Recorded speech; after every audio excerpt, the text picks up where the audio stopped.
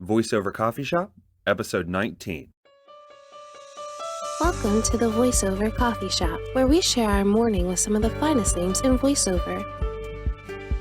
And now, here's your host, voice actor Andrew Morrison.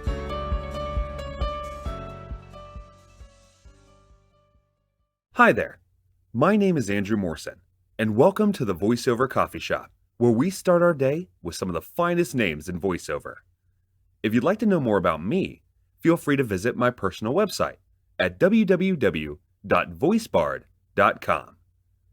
In this episode, we have coffee with my dear friend, J. Michael Collins. J. Michael is an award-winning demo producer and voiceover talent who has worked with some of the biggest companies, brands, and organizations on the planet.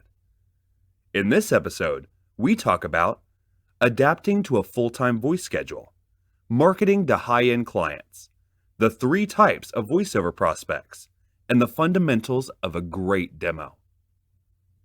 How are you? I'm well, sir. How are you doing? I'm doing well. So Thank you for having me. Of course. So how do you take your coffee? Black, like my men. Wait, hold on. That's an old line from Airplane, isn't it? Yes, actually, very black espresso, and I go hardcore. Okay. So you initially, I know you went to college for political science and journalism. Was that before or after you started working in radio? During. Well, I guess after I started working in radio, because I started working in radio at 15. Actually, my radio career was fairly over by the end of my freshman year in college. I think I crapped out of radio before I was 20, but was doing actual voiceover work for station sponsors and was starting to turn that into a little budding career at that time. So radio got me going. Okay, and so that's kind of where you decided to leave radio and go into voiceover full time? Well, yeah, I mean, I studied my degrees in political science, and in my mind's eye, I wanted to be a lawyer, and then eventually possibly had some grand political aspirations. But all of a sudden, I find myself leaving college, and I'm making, I mean, not a lot of money, but I'm making a legitimate income doing voiceover work. And I had the chance to go to law school. I deferred it for a year. My family thought I was insane, but I made a little bit more that year, and I'm like, I want to try and do this, because back then you didn't have to do what you do today, which is work like a donkey. Back then I was working 10 hours a week. It was awesome. And I'm like, all right, we're going to see if I can make this work. And, it was not the worst decision. Okay, so how has your daily routine changed from when you first started in voiceover to now? It's changed a lot, and the biggest reason is that the industry has changed a lot. So if I go back to the beginning, I was just agency rep talent. I would show up at, casting directors' offices, at studios, read in front of agents live for auditions the way they used to do it. I'd book a job a week or two, and made a decent living off of that. Lived on a golf course, and had a nice car, and was a bachelor in my 20s, and thought that was as good as it gets. And I was working again, literally 5, 10, 15 hours a week and playing a lot of golf. It was pretty cool. Okay. And then the industry changed about 15 years ago. All of a sudden we moved into this kind of DIY world that we live in now, and things started to shift. And I was one of the early adopters of that. And I had a lot of people kind of yell at me, "You're going to destroy your career. You shouldn't do it that way. You have to do it the way it's always been done." And I said, look, this looks like there's going to be some money here. And I started going down that road, and the next thing I know, I'm buried. I'm not working 10 hours a week. I'm working 40, then I'm working 60, then I'm working 80. And it's like, whoa. And I will tell you that the biggest mistake I ever made in my life was spending those 10 years on that golf course. Because if I had known that there was the possibility to go out and find your own work and to hustle it and to be your own agent in some ways, and I love my agents. I got a lot of agents, and God bless them, because they all bring me work, and I want to put as much food on their table as I possibly can. But if I'd known that this other thing existed, I'd be retired right now. I wouldn't be sitting here. So Might with you, because it's nice having coffee with you. But so that's the biggest change, is that I work like a dog now.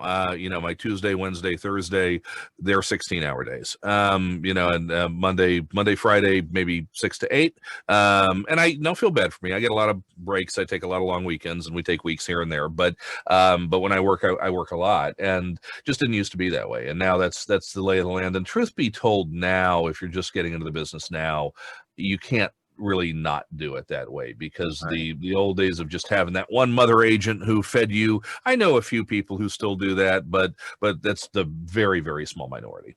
So what kind of helps you with adapting to those changes from working those 10-hour weeks to 16-hour days? What were some of the, whether they be business adaptions or personal adaptions that you had to make during that time I will period? give you the crassest answer possible to that, which Please. is that I'm money motivated. Yep. I'm one of those people who, how much money is enough? More. And the sudden realization that I had a little home studio that wasn't just a home studio, but it was an ATM machine, was kind of all the motivation I needed. And that just, to the point that where I finally realized I had a problem was the look that I got from my brand new bride as we were departing for our honeymoon, and I asked if I could bring my mobile rig. And that was almost a very short marriage. Fortunately, she kept me. But so that's what I had. That's why I started to figure out work-life balance a little bit more. But in that kind of interregnum, it was go, go, go, go, go. And it's part of it's just because of the fact that I'm money motivated, and I have this. I'm the oldest child in my family. I'm the only one who remembers getting yelled at for ordering a pizza because it was too expensive, or not being able to get the Nikes that I wanted because they were $50. Okay. My family did better as I became older, and the younger kids don't remember those days as much, but I do. And I think since I was a little kid, I've had this terror of not being able to have the things I want, not being able to provide the life I want to provide for my family. And it just keeps my rear end on fire and keeps me going. Okay.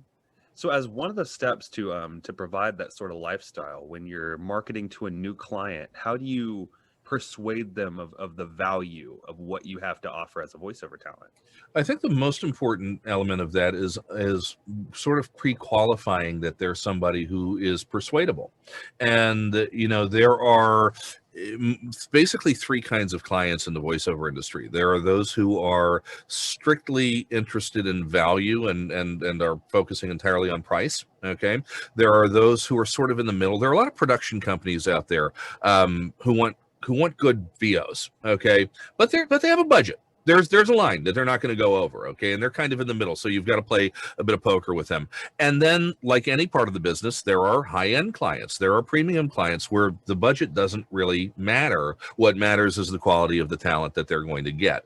And what I've done is I've built my, when the DIY world started, a VO, all of the fish were swimming in this direction going, we're the cheapest. You can get us for the lowest price. Here's great quality, and it's not going to cost you much. Here, price, price, price. And I said, no, I'm going to be Louis Vuitton. And if you have to ask, you don't need to know. And you'd be shocked, even today with clients, how much exclusivity and a sense of not being always available can actually be enticing to clients. You might think it's counterintuitive, where you say, sorry, I can't do it until Friday. I'm gonna lose the job. Oh no. In many cases, you just shot your value up in the eyes of that client. I'm sorry, I'm fully booked for the next few days. I can get you in on Friday. Now, there's some clients, budget's big enough, big job. Yeah, I'll get you in right now, right? But at the end of the day, exclusivity and lack of availability are very attractive. There's a reason that people wait outside in a line to get into Louis Vuitton to go in and spend $1,000 on a pair of shoes or $10,000 on a handbag. Okay, you would think they should be catered to, right? No. Exclusivity.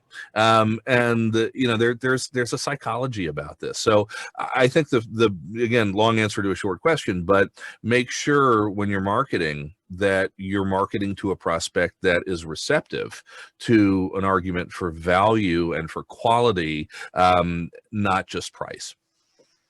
So I see a lot on social media where you're posting pictures of you always in a suit, always eating at the nicest restaurants in town. Is that strategically towards that? So when clients go and look at you, that's what they're seeing? Is this No, first what class? what you see on my social media is snippets of our life. And the things I love. Okay, so you'll see fine dining. I do like my fancy food, but you know what? I like my chicken fried steak too. I like my loaded tater tots too. Had some of that last week. That's fun, and I posted pictures of those too. Mhm. So you see what's real. This is our life. You see my kid because I love him, more than anything in the world, and he's just the light of our lives. You see me going to ball games when I can, when the world's getting back to normal, because I love sports. You see when the world's more normal, travel. These are the things we love to do. That's not really part of my marketing. My Facebook, which is where a lot of that stuff lives, Mhm. that's my interaction with my friends and Okay. with people in the community. Social media marketing for me, to be honest with you, the only one where I've ever had consistent success finding quality VO clients has been LinkedIn. Gotcha. Okay, so back to the value in your clients. If you were to have one client where there were no barriers towards it, where it was just an instant client, what would your dream client be? Oh, I And it mean, doesn't probably necessarily have to be a brand. It can just right. be a personality or a type of client. Honestly, probably something for a sports team that I love, so the Boston Red Sox or the Washington football team or something like that. And those are the jobs where you get them, and it sometimes doesn't matter what the budget is. It's like doing this cool thing, Right. right? I'm on the jumbotron, right? Right. That kind of stuff. To me, that's if it has something to do with something that I love and that I'm passionate about, that's the dream client for me. Okay. And so going into what made you want to start doing demo production? That's a good question. And if you go back, it's only been like, I don't know, 12, 2010, 13. somewhere around Yeah, there? but I mean, just going back to like the history of demo production, it's only been like 15 years that pro demos have really been a thing. I mean, Chuck Duran was kind of the architect of that becoming a thing, and it really wasn't a thing until he started that, and then a lot of us kind of followed in his footsteps with that. At the end of the day, what it really derived from was the fact that we would get back, or we do a big national spot, right? And back in the day, even 15 years ago, for most talent, most successful talent, their reels were real work. Okay, and we do some big national spot and be like, man, I can't wait to put this on my reel and to show it off. And then we'd get it back and we go, what did they do to it? And the production was terrible. And we started to realize that, we can actually make this sound better, at least for demo purposes, for voiceover purposes, because they'll produce these things for radio one way, they'll produce them for TV a different way, they'll produce them for a different station a different way, or a different show a different way, whatever it might be. And it's not always what you would expect. And we just started to realize that we could do it better. And so that's I started doing my own. And then I had a few people who heard those going, oh, where'd you get those done? I'm like, I did them. Wow, can you do one for me? And I think the first few we did, I charged like $300. And then Sounds there around those times. right, and yeah, right, and then all of a sudden over time, it just it blew up. All of a sudden, people heard them and they're like, oh, these are pretty good. Can you do it? And then of course, business brain comes in and says, oh, okay, that's a business. So let's make that a business, and that's where JMC Demos was born. Gotcha. So what do you believe are some of the fundamentals of what make a great, maybe even award worthy demo? And Right. is it hot garlic butter? Well, hot garlic butter helps everything.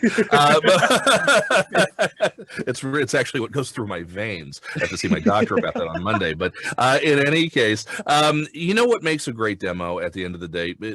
Here's the thing: production is a given. Okay, if you're not getting great production, you've already made a mistake in choosing your demo producer. There are probably about a dozen of us out there who you can trust to do pretty good work consistently, and then there are a lot who you can't. Okay, but there are probably a dozen out there who you can. But production is a prerequisite that should be assumed. What makes a great demo is content and direction and performance, and the content needs to be bleeding edge. It needs to be current. It needs to be as relevant to the market as it can possibly be. Commercial is a really good example of this. Even since the pandemic, commercial has changed. One of the biggest changes is humor in commercial. If you go back a year and a half or 2 years, okay, humor was light, bright, quirky, fun, perky, and silly. Okay, well, it's still quirky, but now it's weird, awkward, down, quiet, bizarre, a little odd, okay, uncomfortable.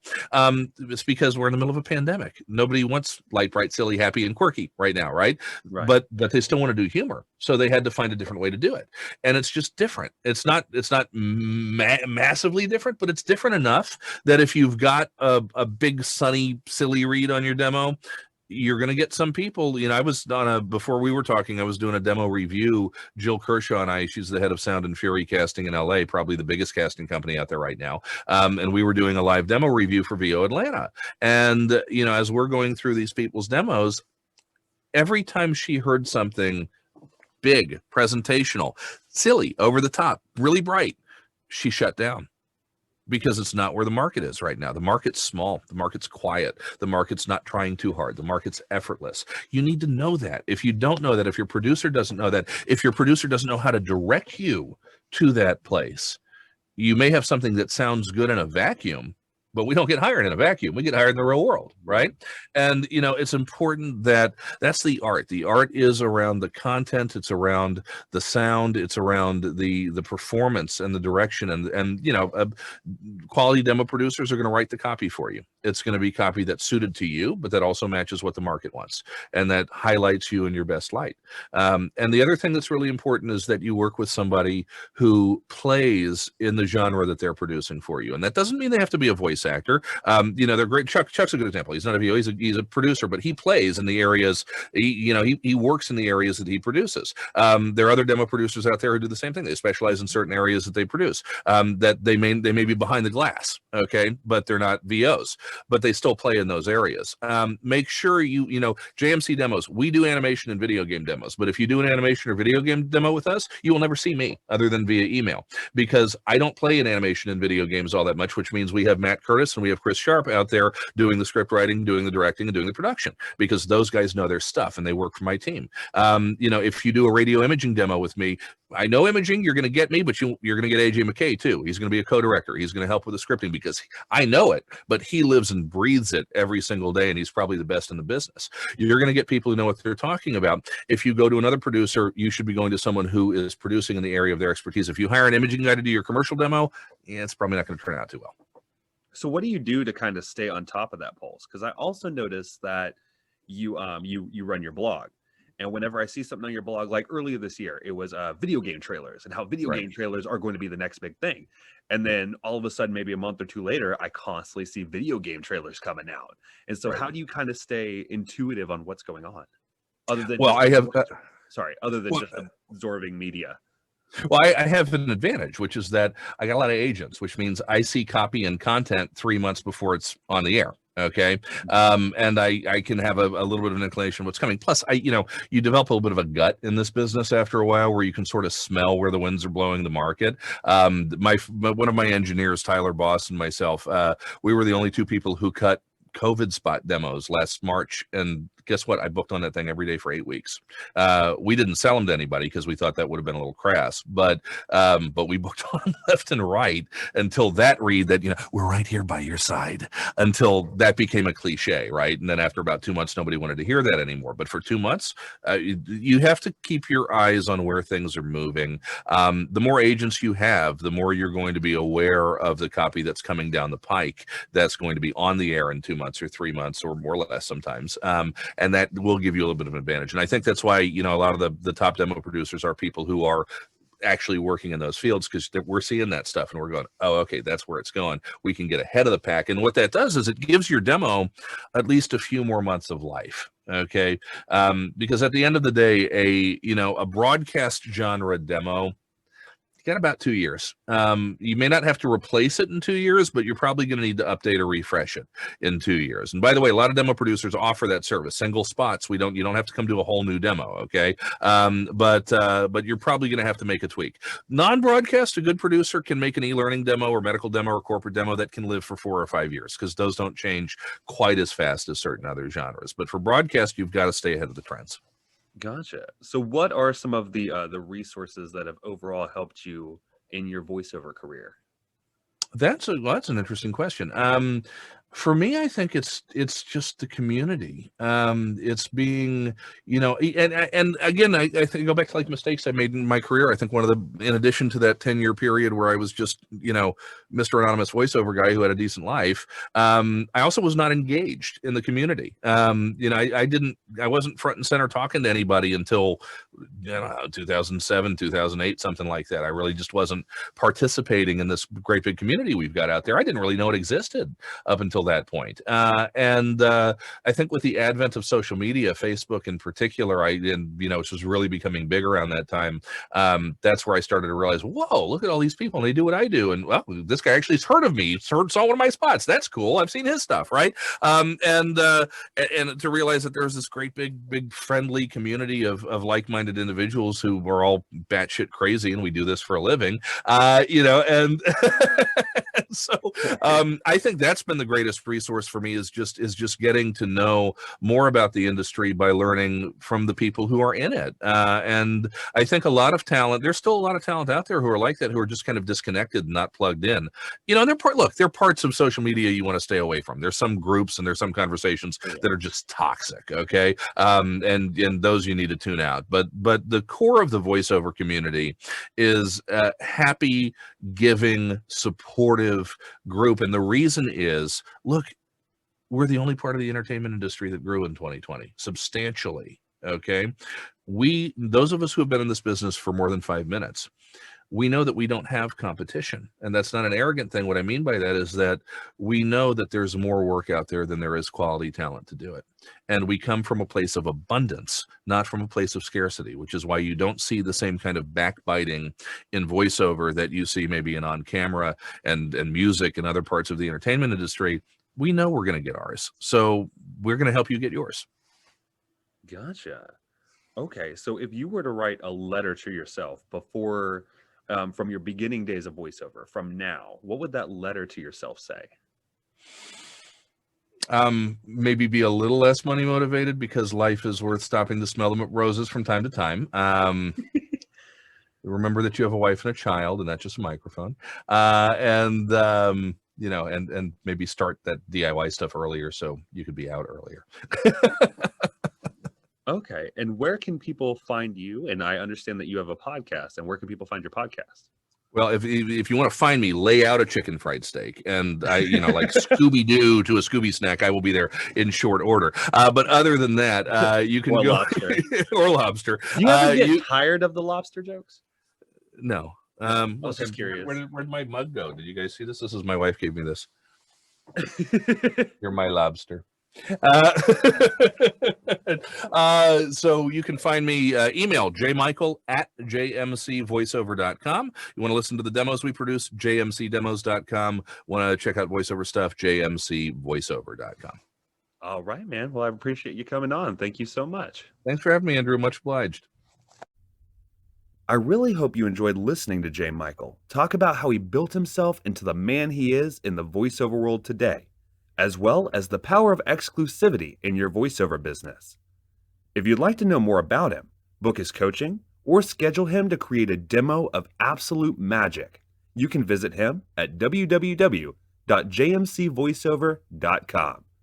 Thank you for listening, and I'll see you next time. Thank you for listening to the Voiceover Coffee Shop. For more information on guests, new episodes, and more, be sure to visit www.vocoffeeshop.com.